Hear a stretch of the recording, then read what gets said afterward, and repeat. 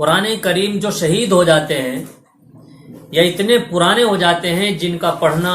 مشکل ہوتا ہے، یا قرآن کریم کے اوراق یا پارے وغیرہ جو شہید ہو چکے ہیں وہ ہمارے پاس موجود ہیں، یا کوئی ایسی چیز ہے جس پر قرآن کریم کی آیتیں لکھی ہوئی ہیں، تو ان سب کا ہم کیا کریں؟ تو بخاری شریف جلد نمبر 2 صفحہ نمبر 746 پر حدیث آپ کو ملے گی، جس میں یہ طریقہ لکھا ہوا ہے کہ ایسے قرآن کو اور ایسے اوراق کو کسی ایک کپڑے میں لپیٹ لیا جائے، تھیلا وغیرہ میں بند کر لیا جائے، اور کسی ایسی جگہ پر دفن کر دیا جائے جہاں سے لوگوں کی آمد و رفت نہ ہوتی ہو، لوگ وہاں سے گزرتے نہ ہوں۔ چاہے تو اپنے گھر کے اندر کسی کونے میں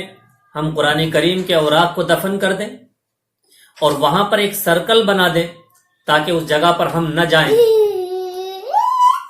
یا پھر قبرستان میں چلے جائیں اور قبرستان کی کوئی ایسی جگہ طے کر لیں اور وہاں پر گڈھا کھود لیں اور اس گڈھے کے اندر ان اوراق کو رکھ دیں، اوپر سے کوئی آڑ بنا کر کے مٹی ڈال دیں۔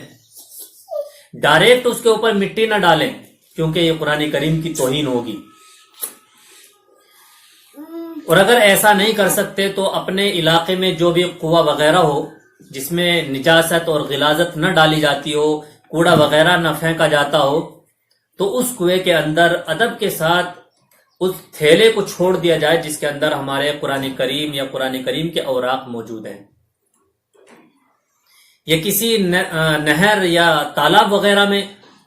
اس تھیلے کو چھوڑ دیا جائے، لیکن یاد رہے کہ اس میں کوئی بھاری پتھر وغیرہ باندھ دیا جائے جس کی وجہ سے وہ قرآن نیچے کی طرف چلا جائے